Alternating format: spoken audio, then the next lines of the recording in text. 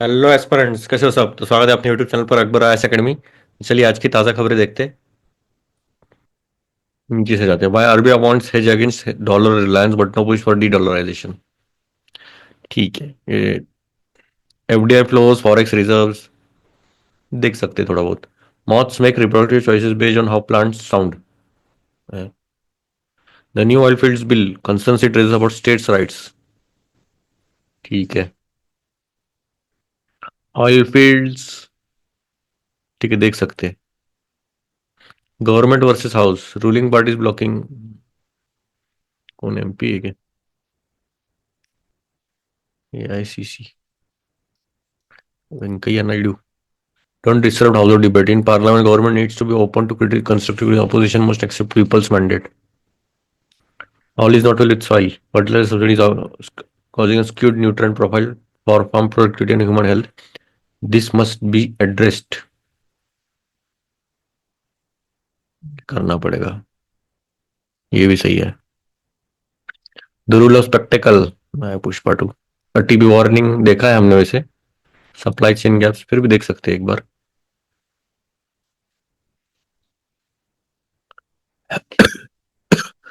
Unfreezing ties. A broader political dialogue between Delhi and Beijing is set to resume. It will bring opportunities for Indian challenges. ठीक है, Victus test नहीं। ठीक है, फिर हम start करते हैं टीवी से।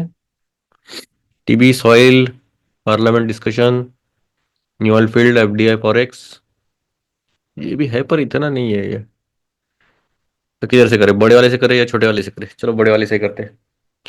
कभी भी याद रखिएगा, जो भी आपका सबसे डिफिकल्ट काम रहेगा ना, सबसे पहले करना चाहिए, दिन के स्टार्टिंग में ही करना चाहिए, ताकि आपको एक बूस्ट मिलता है कि भाई मैंने इतना डिफिकल्ट काम जल्दी किया। और फिर जो छोटे मोटे काम रहेंगे उसमें ज्यादा टाइम नहीं लगेगा आपको करने में। बट और एक बार याद रखिएगा, lesser work gives more trouble. ये एपीजे अब्दुल कलाम का कोट है बाय द वे। कम काम बहुत ज्यादा तकलीफ देता है, क्योंकि हम बाद में करेंगे, थोड़ा ही तो है, ये है वो है करके हम टाल देते बहुत, और वो करते नहीं। India's foreign exchange reserves registered to 1.51 billion weekly, rise to touch 658.09 billion in November 29. This reversed 8 straight weeks of decline from the all-time high 704 से सीधा 650 तक आ गया। तो roughly 2 months since September 27 witnessed not only a 46 billion dip in forex but the rupee too weakening from 83 to 84। अच्छा, रुपी भी weaken हो रहा है, प्लस फॉरेक्स रिजर्व भी कम हो रहे हैं। सितंबर 27 was also seen also when the BSE and Nifty stock market indices scaled peak 85 and 26 points respectively. The period following those highs have been marked by foreign portfolio investors pulling out money from India's equity and debt markets। तो अभी जैसे stocks गिरने लग गया तो फिर obviously बात है ना, एक पीक आने के बाद वो सीधा नीचे गिरना स्टार्ट हो जाता है। तो फिर इन्होंने भी सब पैसा निकाल लिया तब से। Their net sales amounted to 11.47 billion. As these outflows play dollars leaving the country put pressure on the rupee, the Reserve Bank of India had to support the domestic currency. It did not. It did so by selling dollars from the official forex chest. That has in turn led to depletion in the reserves, which are under its sole custody. अभी dollar इतना सारा बाहर जा रहा है तो उसको compensate करने के लिए डॉलर बेचेगी ना मार्केट में, तो वो बात है। ठीक है, इसलिए हमारा जो फॉरेक्स रिजर्व इतना डिप क्यों हुआ था, उसकी वजह से हुआ था। Forex reserve movements. A depletion or accretion in forex reserve is, however, caused not just by FPIs making out or bringing in money into Indian markets. Reserve movements are a function of the country's external balance of payments transactions, both current and capital. Current account transactions basically cover exports and imports of goods as well as services. As far as trade in India goods go, अच्छा ठीक है, इसमें बोला है कि भाई जो reserve movements है हमारे एक्सटर्नल बैलेंस पेमेंट में, तो दोनों में हो जाता है, करंट में भी होता है। अभी देखो, एक रहता है balance of payment. Balance of payment मतलब क्या? एक होता है करंट अकाउंट, एक होता है कैपिटल अकाउंट। तो हमारा करंट अकाउंट डेफिसिट बहुत ज़्यादा है, कैपिटल हमारा सरप्लस रहता है। अभी आपको एक आइडिया लगने के लिए आपको थोड़ा सा रुकना पड़ेगा। ठीक है, एक याद रखिएगा, हमारा एक वॉलेट काइंड ऑफ बोल सकते हैं। ठीक है। तो उसमें दोनों तरफ से भी हमारा जो है मूवमेंट्स चालू रहते हैं। Current account transaction basically cover करता है एक्सपोर्ट और इम्पोर्ट और गुड्स भी और सर्विसेज भी। ठीक है, ये सब इसमें आ जाता है करंट में। कैपिटल में बहुत सारा इंफ्रास्ट्रक्चर वगैरह वगैरह। As far as trade in goods goes, India has traditionally been an importer than an exporter. हम ऑब्वियसली जब से करंट अकाउंट चालू हुआ है तब से हम इम्पोर्टर ही बेस्ट है। मतलब हम ज्यादा एक्सपोर्ट नहीं करते, हम इंपोर्ट ज्यादा करते। 2023-24 इट्स मर्चेंटाइज एक्सपोर्ट्स इतना था, वर वे बिलो इम्पोर्ट्स। देखो एक्सपोर्ट्स हमारा 441 है, इंपोर्ट्स हमारा 683 है, ट्रांसलेटिंग इनटू डेफिसिट ऑफ 242। देखो 242 बिलियन, $242 का डेफिसिट है। The accompanying table shows merchant trade deficit being run year by year, thereafter ranging from 102 billion in 2020-21 to 265 billion in 2023। मतलब हमारा कम हो ही नहीं रहा है। It has been the other way around. Though in services, what is called the invisibles account, this account has consistently been posted a surplus more than doubling from 98 billion in 2016 to 2018, 218, sorry. This has been largely courtesy of two major invisible receipts items, exports of software services and remittance from Indian livings. अभी देखो, अगर बात की जाए, ये visible था हमारा trade वगैरह जो जो रहता है वो दिखता है। अभी जो दिखता नहीं उससे बोला जाता है इनविजिबल्स। मतलब क्या, जैसे कि सॉफ्टवेयर सर्विसेज हो गए या फिर रेमिटेंसेस हो गए, तो वो जो है वो सबसे ज्यादा सरप्लस में रहा है हमारा। और अभी तक अगर देखा जाए तो 2016-17 से लेकर 2023-24 में 98 बिलियन था, तो उससे हमारा दुगुना हो गया है, 218, दुगुना से भी ज्यादा हो गया है। तो $218 बिलियन तक हो गया था हमारा। ठीक है। नेट सॉफ्टवेयर एक्सपोर्ट हमारा इंक्रीज हुआ है 60 बिलियन से 70 बिलियन तक, फिर 142 बिलियन अभी तक, मतलब 60 से 142, मतलब almost 3 times, 2.5 Guna. Much of this was post the COVID pandemic, which spurred digitization of businesses and government operations globally, gave an impetus of exports of information technology services from India. और एक boost मिला। देखो जब Covid आ गया तो obvious सी बात है, जो जो गवर्नमेंट सर्विसेज है या फिर जो भी बिजनेस है वो पूरा हो गया डिजिटाइज्ड, तो उसके वजह से और बूम मिल गया सॉफ्टवेयर एक्सपोर्ट्स को। Alongside software, there has been a jump in net exports of business and financial services from minus 361 million to minus 42 million. Minus है कि jump in net exports of business and financial services from 361 to 424 million. 29 से 3 billion. अच्छा. This has probably to do with the setting up of global capability centers by multinational corporations in India, providing specialized solutions from research and development to accountancy, customer support to their parent offices and subsidiary worldwide. ठीक है, मोटे मोटे तौर पर इन्होंने बताया कि भाई जो ग्लोबल कैपेबिलिटी सेंटर है उसकी वजह से ये जो है एमएनसीज ने काफी ज्यादा हद तक इन्होंने प्रोवाइड किया है सब रिसर्च डेवलपमेंट वगैरह। प्राइवेट रेमिटेंसेज भी, ट्रांसफर जो था डॉलर दिरहम यूरो पाउंड्स, रेमिटेंस मतलब क्या, आपका कोई रिलेटिव उधर गया है कमाई करने और उधर से जो भी पैसे वो भेजते घर में के लिए, वो होता है रेमिटेंस। सबसे ज्यादा हमारे इंडिया में पूरे वर्ल्ड में।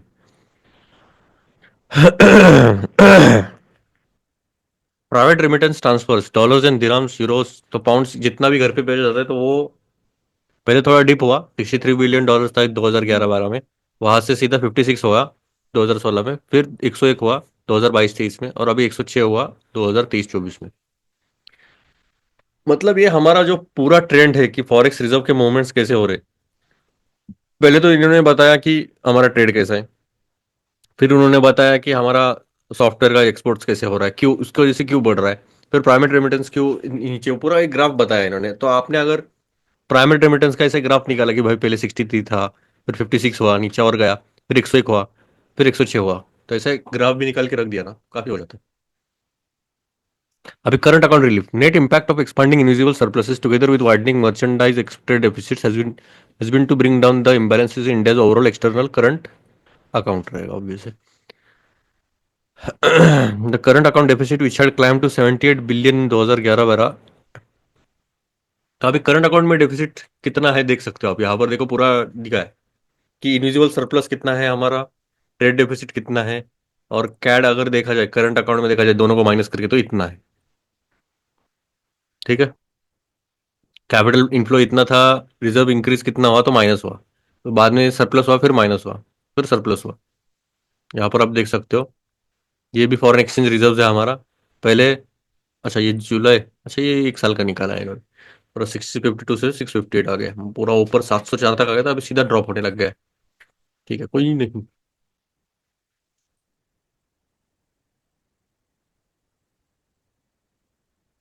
चलिए, India is in fact one of the few countries with a CAD much lower than its merchandise trade deficit. China in 2023 had goods trade surplus of 593 billion from exports of 3000 billion. Export देख रहे हो आप,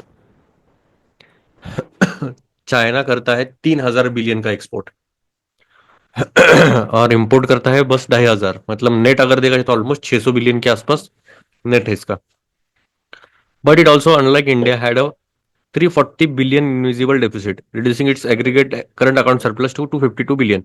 भले कितना भी कम हो पर 250 billion कम नहीं है वैसे देखा जाए तो. भले ठीक है, इनको थोड़ा फटका बेटा रहेगा डेफिसिट का, पर देखो नेट सरप्लस में ही जा रहा है. A robust and structurally surplus invisible account has kept India's CAD at manageable levels. It has also attenuated the effects of structurally high good trade deficits. देखो आपको अगर ये एक भी टर्म नहीं समझ में आ रही ना तो कोई बात नहीं. अभी इकोनॉमी का कोर्स आने वाला है तो उसमें मैं पूरा डिटेल में बताऊंगा कि बैलेंस ऑफ पेमेंट क्राइसिस में क्या जनरली क्या क्या होता है. फिर capital account vulnerability. Capital account में भी क्या प्रॉब्लम आने लग गया अभी. India's balance of payment problems today stem mainly from the capital and not current account. So long as CADs are modest, they can be financed through capital inflows. In most years, the net capital inflows have actually been higher than the CAD, with the excess being mopped up by the RBI and adding to the official forex reserve. Recent years have seen more accretions and depletions happening only in some such as 11, 12, 18, 19 और 22, 23. Outstanding physical year ठीक है, ये सब current account हो गया. अभी capital capital flow inflow from FDI, FPI, external commercial borrowings and non resident Indian deposits. Out of this FDI flows are considered more stable, क्योंकि FDI जब आती है तो उनको पूरा सेटअप वगैरह सब इंफ्रास्ट्रक्चर इधर ही डेवलप करना पड़ता है. और इधर ही सब कुछ मेजरली तो इनका इंफ्रास्ट्रक्चर इधर ही होता है और इधर सबसे ज़्यादा बोल सकते हैं हम जॉब्स भी क्रिएशन हो जाते हैं. तो इन शॉर्ट अगर देखा जाए तो लॉन्ग थोड़े से टाइम के लिए, मतलब इन शॉर्ट लॉन्ग टर्म्स के लिए थोड़ा सा ये अच्छा रहता है एफडीआई, इसलिए स्टेबल माना जाता है. They usually entail long term investment in factories and physical assets, boosting the country's productive capacity and job creation, जैसे बताया मैंने. The other three resources are fickle. FPI short term ECB and NRI deposits while prone to sudden outflows and withdrawals. देखो FPI generally क्या रहता है, उनको लग गया कि भाई स्टॉक्स गिर रहा है तो सीधा निकालते और भाग जाते हो. तो ठीक है, इसको हॉट मनी बोला जाता है generally. Foreign bank can demand accelerated repayment और even recall of loan from borrowers in uncertain times. ठीक है छोड़ो. मोटे मोटे तौर पर देखो ये सब this time things don't seem that bad, notwithstanding standing FDI, volatile FDI flows plus uncertainties from the next Donald Trump's US administration. CAD isn't as high as before and can be financed by some drone. तो ठीक है, मोटा मोटा तौर पर इन्होंने बस एक फॉरेक्स रिजर्व का कैसा है, एफडीआई फ्लो कैसा है वो बताया है. ठीक है, अभी थोड़ा बहुत तो स्टेबल है बोल सकते हैं, पर फिर भी हम डिपॉजिट में हैं.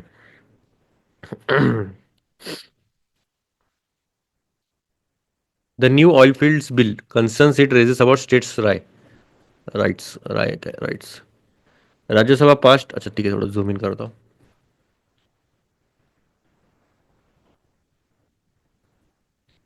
Rajya Sabha passed the Oil Fields Regulation and Development Amendment Bill 2024 Oil Fields Bill last week. It seeks to amend the Oil Fields Act, which governs the exploration and extraction of natural gas and petroleum in the country. ये तो पता रहेगा, ये देख सकते हो आप. ये ONGCs है, मतलब जो ऑफशोर में रहता है. ऑफशोर मतलब क्या, जो नदी के मतलब थोड़ा सा डेप्थ रहती है उनकी, उधर उधर जनरली हमारा ज्यादा से ज्यादा पेट्रोलियम पाया जाता है और उसका एक्सप्लोरेशन मतलब जल्द आराम से एक्सप्लोर किया जा सकता है उसे. तो उसके रिगार्डिंग ये पूरा बिल है कि रेगुलेशन और डेवलपमेंट. अगर अगर देखा जाए तो 48 में इसको बनाया गया था, तो उसको ही रिपील करने के लिए 2024 में ये बिल लाया गया है राज्यसभा द्वारा. The centre expect the amendments. देखो ये बिल कैसे पास होता है ये सब मैंने पॉलिटी के कोर्स में किया है, तो आप नीचे लिंक में देख सकते हो. ऐप की लिंक है, आप ऐप डाउनलोड करके आप समझ सकते हो. क्योंकि देखो पॉलिटी का नया कोर्स लॉन्च किया है मैंने, वन स्टॉप सॉल्यूशन, उसमें पूरा डिटेल में मैंने लक्ष्मीकांत ऑलमोस्ट पूरा कवर किया है. प्लस पीवाईक्यूज और प्रैक्टिस क्वेश्चंस भी किए हैं मैंने, तो आप देख सकते हो. Centre aspects the amendments would encourage domestic production and petroleum and other mineral oil, push private investment in these sectors to reduce India's reliance on oil imports. देखो हमारा जो ऑयल का इंपोर्ट है सबसे ज्यादा रहता है, तो उसके वजह से जो हमारा डेफिसिट अभी हमने देखा ना डेफिसिट, तो उसके मेन रीजन तो यही है, ऑयल ही. ऑयल मतलब पेट्रोलियम के सभी प्रोडक्ट्स आते हैं इसमें, फिर हम उसको ही रिफाइन करके आगे बेचते हैं. However, opposition parties have criticized the bill for several reasons. अभी क्यों क्रिटिसाइज किया पता नहीं, अभी देखते. What amendments the bill seeks to introduce. अभी क्या क्या अमेंडमेंट करने वाले, तो expanding the definition of mineral oil. अभी मिनरल ऑयल का डेफिनेशन बढ़ाना है इनको. Currently the act petroleum and natural gas are the only two have been defined as mineral oil. बस दो ही को बोला गया है कि भाई जो नेचुरल गैस और पेट्रोलियम है बस वही मिनरल ऑयल है, तो ऐसे थोड़ी है. The bill expand the definition include any naturally occurring hydrocarbon, coal bed methane, shale gas और ऑयल.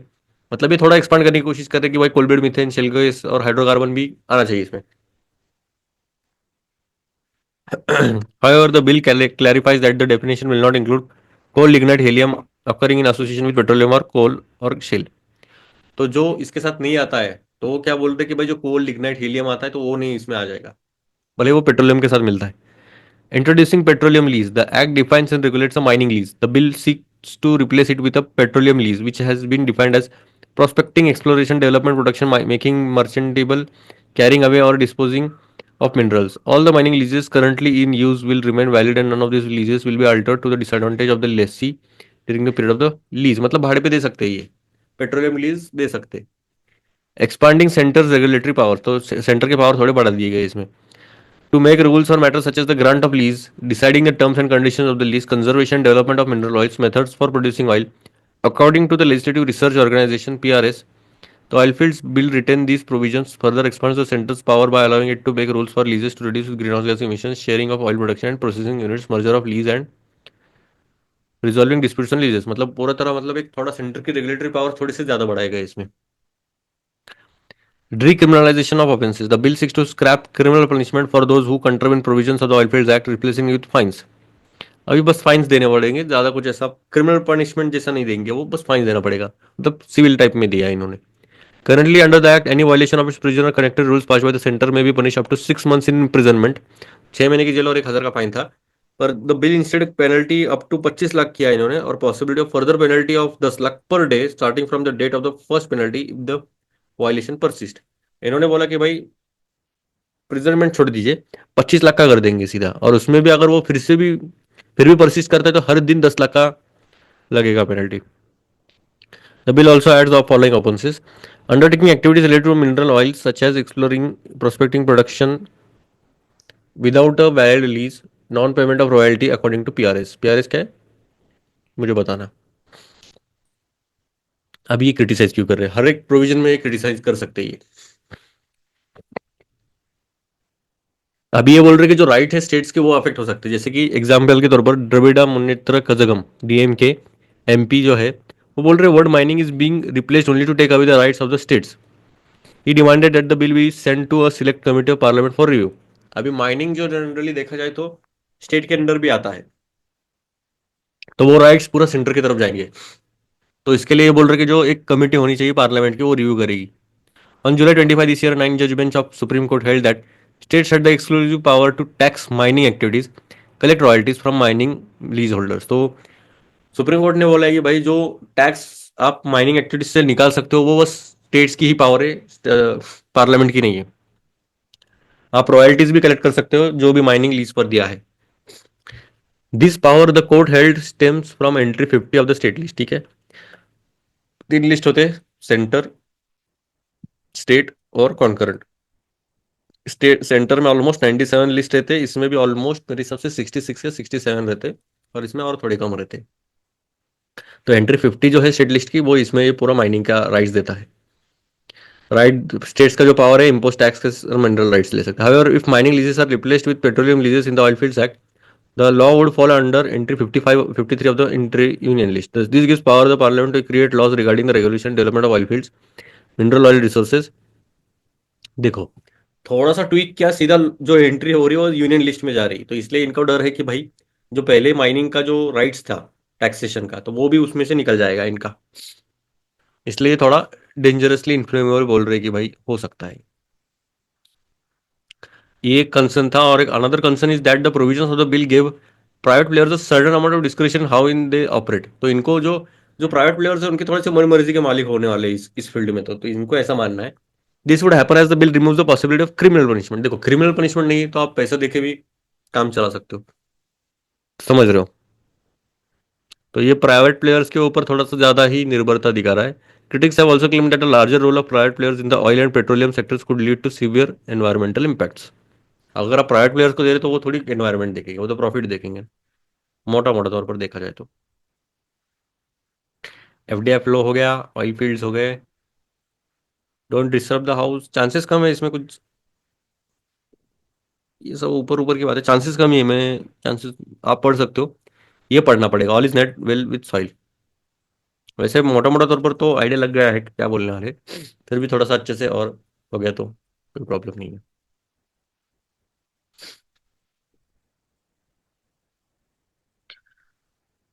तो क्या है, fertiliser subsidies causing skewed nutrient profile देखेंगे, ये पूरा 2 लाइन में सम अप किया है मेरे हिसाब से। देखो फर्टिलाइजर, पैसा, पैसा ऊपर है, नीचे ये ऊपर पैसा है, पैसे के ऊपर ये है, ये सब सब पूरा पैसे के ऊपर है। December 5, 2024 was the 10th world soil day. 25 दिसंबर, सॉरी 5 दिसंबर जो था वो वर्ल्ड सॉइल डे था। Top soil up to 2 to 3 centimetre in depth, मतलब इतना, कितना 2 से 3 सेंटीमीटर कितना आता है, which nature takes 1000 years to create is critical. भाई 1000 साल लगते 2 से 3 सेंटीमीटर बनने के लिए, कितना danger. Almost 95% of foods currently produced comes from it. So caring for soils measure monitor and manage the theme of this year's world soil day. तो ये साल की क्या थीम है? Caring for soil, measure monitor और manage was appropriate as our soils are becoming deficient in the essential nutrients needed for healthy soil। जो भी essential nutrients है उसमें तो मिल नहीं पा रहे हमारे सॉइल में। December 4 से लेकर 6 तक was the also the time when the Fertilizer Association of India hosted its annual seminar on sustainable fertilizer and agriculture। More than 1400 delegates from 20 countries participated in the seminar। The role of the fertilizer industry is critical in ensuring that our soils are healthy, well nourished, while high yielding seeds of various crops are catalyst of change and agriculture, they cannot deliver high productivity without nutrients which are provided by the fertilizer industry। देखो, अभी जो fertiliser association of India है तो उनका भी एक seminar हुआ था December 4 से लेकर 6 तक। तो उन्होंने बोला है कि वो जो पूरा सेमिनार किसके ऊपर था, तो एक सस्टेनेबल फर्टिलाइजर होना चाहिए एग्रीकल्चर के लिए। तो 20 कंट्रीज से भी ज़्यादा पार्टिसिपेट हो गए थे। तो फर्टिलाइजर इंडस्ट्री का बहुत सारा इंपॉर्टेंट रोल है सॉइल्स को हेल्दी रखने में, तो वो एक, और जो हाई यील्डिंग सीड्स है वेरियस क्रॉप्स के लिए, तो वो एक कैटलिस्ट बन सकते हैं, एक चेंज ला सकते हैं एग्रीकल्चर में। पर वो इतना हाई प्रोडक्टिव नहीं दे पाएंगे क्योंकि विदाउट न्यूट्रिएंट्स क्या करेंगे फिर। Let us now turn to Indian soils and the role of the fertiliser industry. चलिए देखते हैं हमारे इंडियन कंटेक्स्ट का सिनेरियो देखते हैं। Less than 5% of Indian soils have high और सफिशिएंट नाइट्रोजन। 5% से भी कम ही है हमारे पास जो सॉइल जिसके पास सफिशिएंट नाइट्रोजन रहेगा। Only 40% have sufficient phosphate, 32% have sufficient potash and just 20% are sufficient in organic carbon. देखा जाए तो सब तरफ से बस डेफिशिएंट ही है। Our soils also suffer from deficiency of micronutrients like sulfur, iron, zinc, boron। This deficiency range from moderate to severe। देखो हमारा पहला ही सॉइल बहुत ज्यादा डेफिशिएंट है, अलग अलग माइक्रो न्यूट्रिएंट्स में तो है ही है, जो मेजर है उसमें भी है। तो इसलिए जो इंडियन फर्टिलाइजर्स का रोल है वो काफी इंपॉर्टेंट और क्रूशियल रहता है फिर। It is heartening to see that India is a net exporter of agri produce despite कोविड-19 in the 3 years from 2020 to 2022।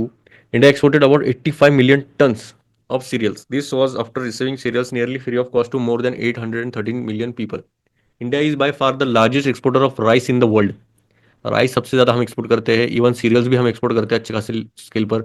Apart of this success stories written by Indian fertiliser industry, it has done a yeoman's service in ensuring that all major essential nutrients like NPK, nitrogen, phosphate, potash, and other micronutrients are either produced at home or imported in sufficient quantities and distributed to our farmers well in time to give us higher productivity। तो इनका काम है कि भाई at least major जो essential nutrients है तो वो, और माइक्रो न्यूट्रिएंट्स आइदर ये प्रोड्यूस करे घर पे या फिर इंपोर्ट करे सफिशिएंट क्वांटिटीज में और डिस्ट्रीब्यूट करे हमारे फार्मर्स में, ताकि टाइम टू टाइम हमें हायर प्रोडक्टिविटी मिलती रहे। Having said this we must also say that all is not well either with our soils और आवर फर्टिलाइजर इंडस्ट्री और आवर एग्रीकल्चर। मतलब किधर भी अच्छा नहीं है, all is well, all is not well. ठीक है, ना सॉइल में, ना फर्टिलाइजर इंडस्ट्री में, ना ही हमारे एग्रीकल्चर में। There is slack of at least 30% and at places even 50%। It is this slack that needs to be fulfilled। Richer harvest will follow। Our fertilizer sector is living on huge subsidization। Subsidy बहुत ज्यादा देते हैं हम। It is amounted to almost ₹1.88 lakh crore which is almost 4% of the union budget of the last physical year. 4% हम बस subsidy में दे रहे फर्टिलाइजर के। Urea which bags almost 2/3 of the subsidy, भाई साहब, is being produced manually in granular form and its price is controlled by the government roughly at $70 per ton, which is the cheapest in the world by a wide margin। This has remained almost constant for a decade। 10 सालों तक यही rate चल रहा है urea का। While dab, diammonium phosphate और MOP क्या था इसमें दिया रहेगा मेरे हिसाब से, नहीं दिया है क्या, चलो कोई नहीं। और brought under the nutrient based subsidy, MOP भी अच्छा नाम था मैं भूल रहा हूँ, scheme, nutrient based subsidy scheme 2010 में। Urea was left out as a result the relative prices of urea DAP और एक क्या था, मैं मोनो कुछ तो था, ठीक है।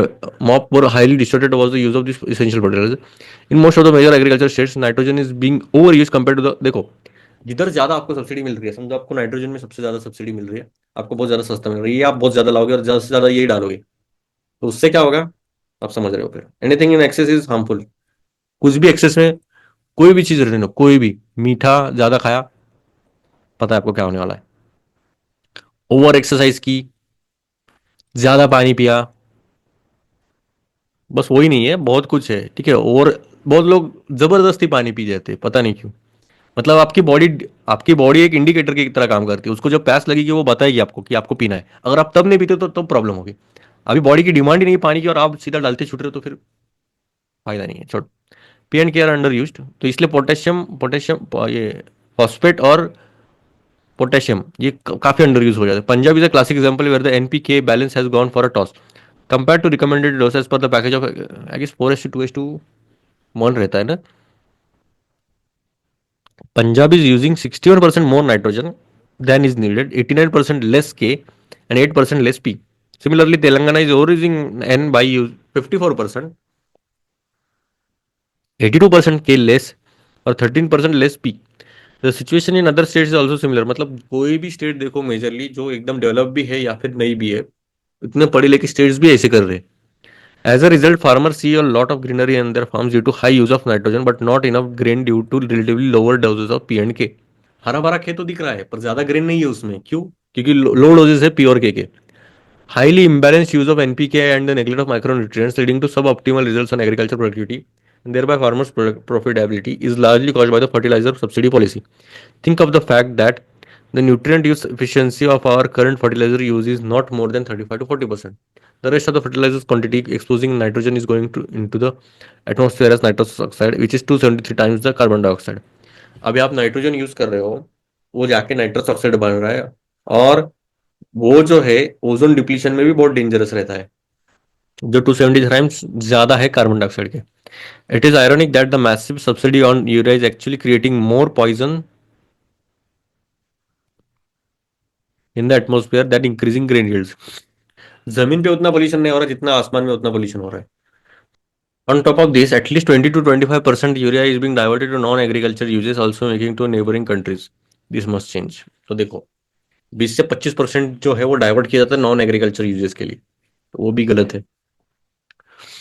The solution lies in deregulating the fertilizer sector from price control. Simple सी बात है, आपने डीरेगुलाइज करना चाहिए प्राइस कंट्रोल। जैसे प्राइसेस बढ़ जाएंगे, बात खत्म, ज्यादा फार्मर्स यूज ही नहीं करेंगे। फार्मर्स में भी given equivalent direct income transfers in the form of digital coupon to buy fertilisers. ये भी एक सही है कि आप डिजिटल कूपन दे दो और उसमें उतने ही मिलेंगे जितना वो डिजिटल कूपन रहेगा। Deregulating this industry on the lines of cement diesel will make it much better in the terms of innovation and efficiency. And more importantly, give the right signals to our farmers to use NPK in the right balance. Also, we need to promote the use of micronutrients to give the best results in terms of productivity as well as farmers' profit. देखो पहले तो हो गया digital coupon दे दिया आपने, फिर deregulation जैसा हमारा पेट्रोल और ये है डीजल, तो उसमें भी वैसे किया तो एक टर्म्स ऑफ एफिशिएंसी आ जाएगी। और एक राइट सिग्नल देना चाहिए कि भाई फार्मर्स को कैसा यूज करना चाहिए उसका, इवन माइक्रो न्यूट्रिएंट्स को भी प्रमोट करना चाहिए। But this reform will require a lot of preparation, triangulating data on fertilizer sales, soil health cards, PM Kisan, land records, crops grown, bank accounts, mobile numbers of farmers would be needed. The union government will also have to communicate that these reforms are in the farmers' interest. They will gain from it, as would the nation, its soil and agriculture, and the fertilizer industry can fly like pharma industry for human health. तो इतना सब करने के बाद actually देखा जाए तो बहुत कुछ काम करना बाकी है हर एक सेक्टर में। तो अगर वो करने, एक बिल होना चाहिए, पॉलिटिकल बिल, तभी हो पाएगा ये। अच्छा डिस्कस किया इन्होंने। चलिए टीबी वार्निंग देखते हैं। थोड़ी तबीयत खराब है मेरी।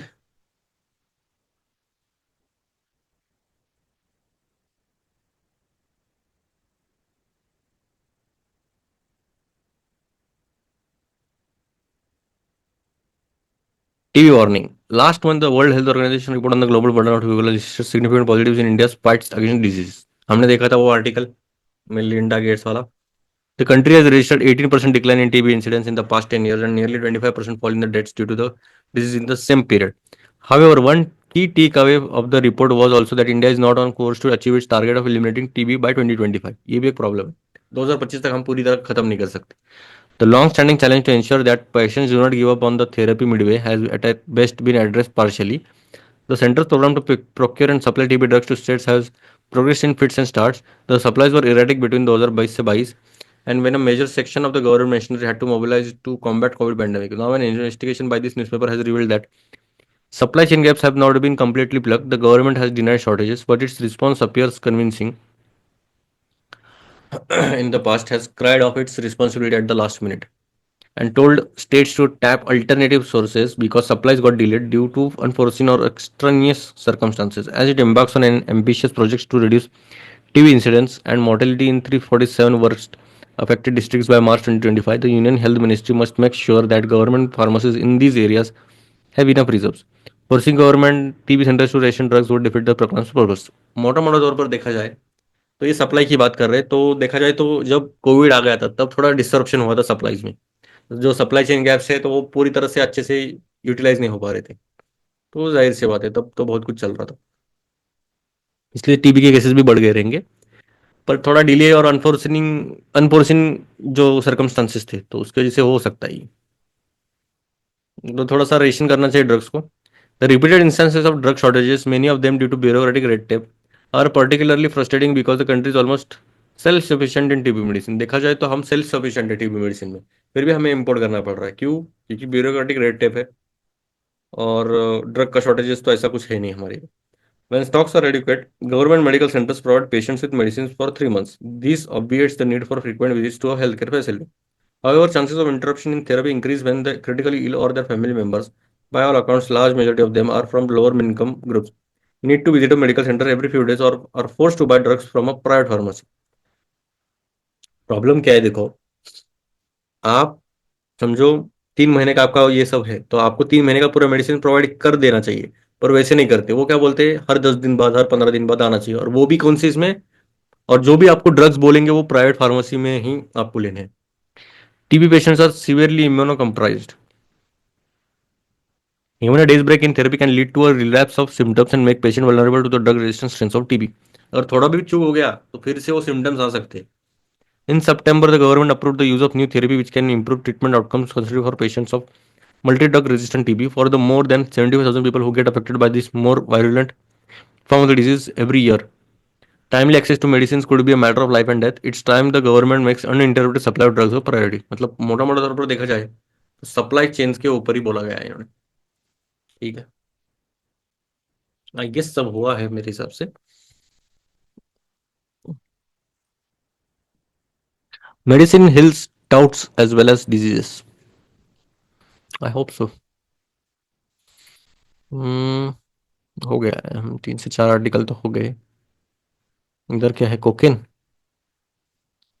Children's books to currency in luggage और स्मगलिंग इज इवॉल्विंग भाई साहब टॉप 100 डिफॉल्टर्स कौन कौन पैसा नहीं दे रहा है RBI leveraging artificial intelligence to crack down on mule bank accounts सही है फर्जी बैंक अकाउंट्स को निकालने के लिए आर्टिफिशियल इंटेलिजेंस का यूज कर रहे हैं सही है टेक्नोलॉजी काफी ज्यादा हद तक यूज सही से किया ना काफी सही हो जाए चलिए हो गया मेरे हिसाब से तो देखते हैं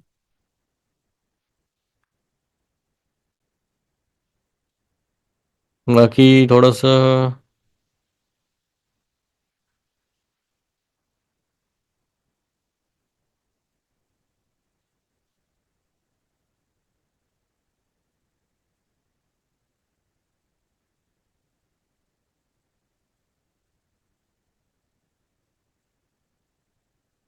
और कुछ है क्या 250 प्रोटेक्टेड मॉन्यूमेंट्स रजिस्टर्ड एज वक्फ प्रॉपर्टीज ना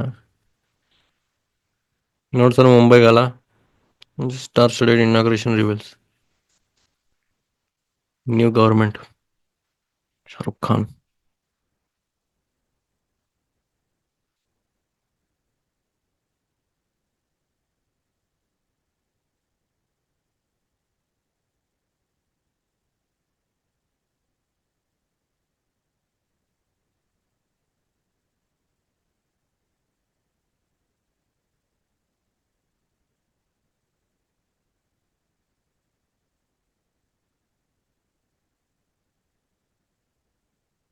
PMC seizes Siehgad Institute property for rupees 47 crore unpaid tax.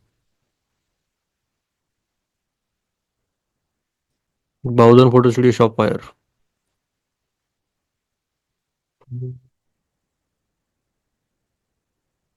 वैसे गुकेश जीत गया है। ये आया, गुकेश ने लीड ली है। चांसेस है हम जीत सकते हैं, अभी देखते हैं कितना होल्ड कर सकता है ये।